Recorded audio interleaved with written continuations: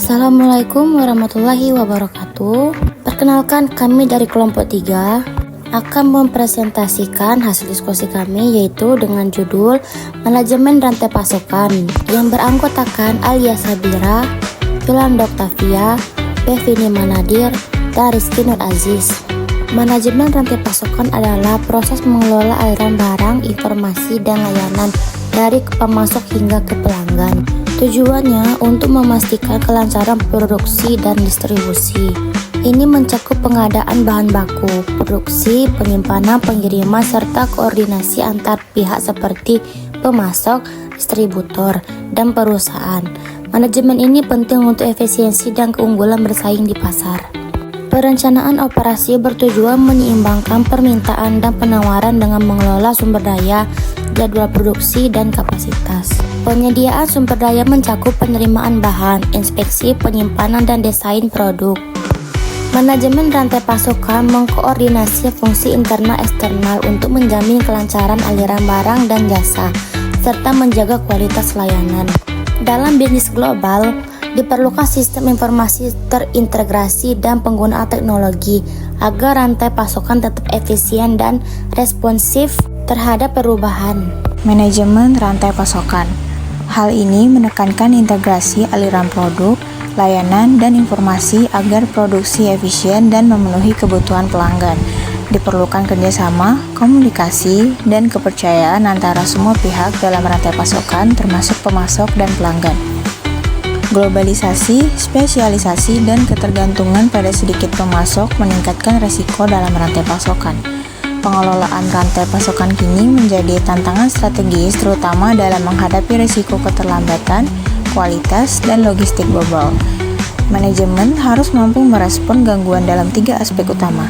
1. Pemprosesan dalam ketersediaan bahan dan logistik.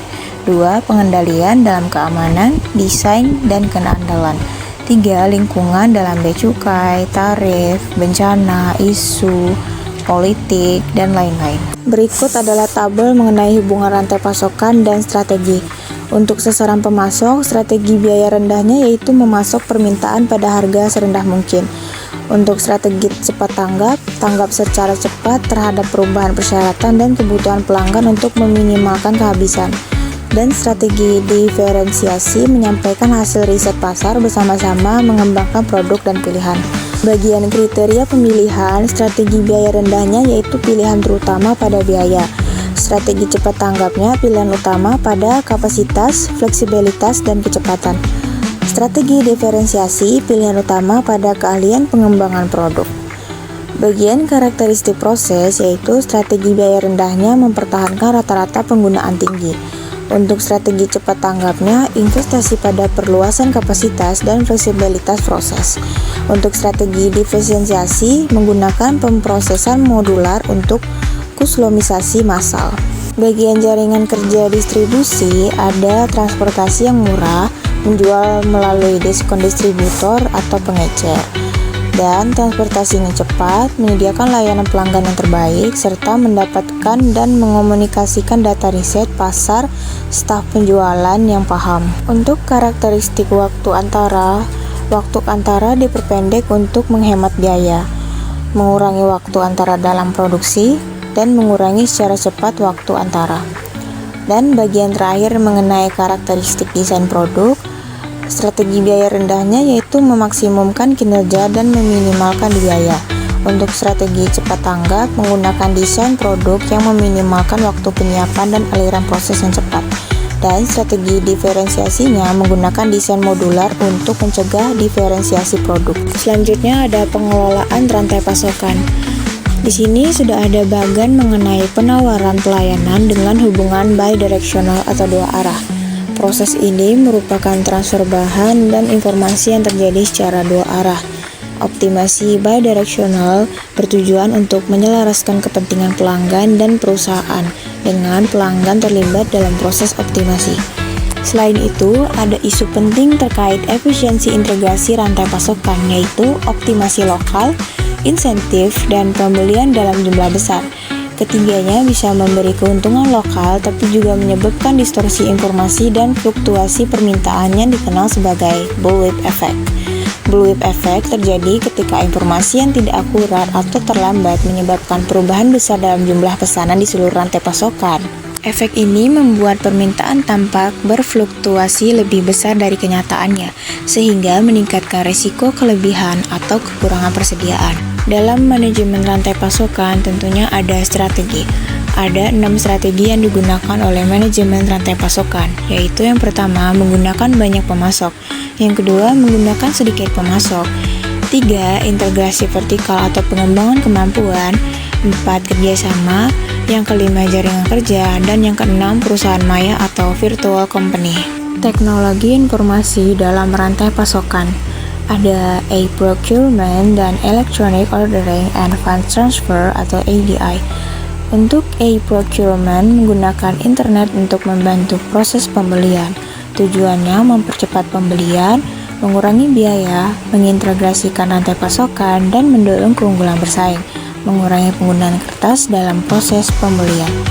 Untuk electronic ordering and funds transfer atau EDI, pendekatan tradisional untuk mempercepat transaksi, mengurangi penggunaan kertas kerja, menggunakan format data dan standarisasi antar komputer organisasi, dan menyediakan transfer data virtual dalam bisnis termasuk pengadaan dan pengiriman. Teknologi informasi dalam rantai pasokan. Nah, yang pertama ada katalog online, digunakan untuk pembelian produk atau komponen standar, menyediakan informasi produk dalam bentuk elektronik. Kedua itu ada lelang online, dilakukan oleh penjual, pembeli atau perantara. Manajer operasional menggunakan untuk mengelola kelebihan. Mengukur kinerja rantai pasokan. Nah, di sini ada perputaran persediaan itu sama dengan harga pokok penjualan per rata-rata nilai agregat persediaan.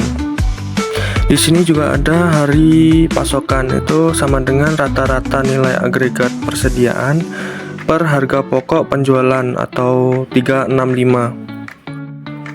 Outsourcing itu didefinisikan sebagai kesepakatan kontraktual antara pelanggan satu atau lebih pemasok untuk menyediakan pelayanan atau melaksanakan proses yang sekarang ini dihasilkan secara internal.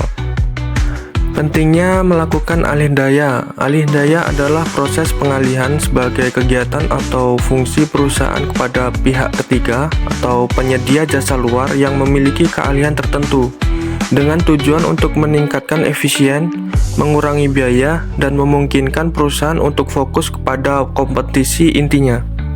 Alih daya dilakukan setelah melalui analisis terhadap kegiatan yang tidak terlalu krusial bagi keunggulan bersaing perusahaan, namun dapat dilakukan lebih efektif oleh pihak lain.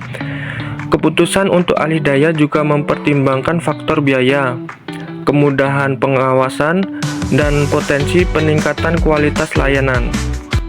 Perencanaan strategis dan kompetensi inti. Perencanaan strategis adalah proses merumuskan misi dan tujuan organisasi, serta menentukan langkah-langkah strategis melalui analisis internal untuk mencapai tujuan tersebut. Proses ini bertujuan untuk mengenali kekuatan utama organisasi yang dapat memberikan keunggulan dalam persaingan. Kemudian alih daya adalah strategi menyerahkan sebagian kegiatan kepada pihak luar agar organisasi dapat fokus pada kompetensi intinya.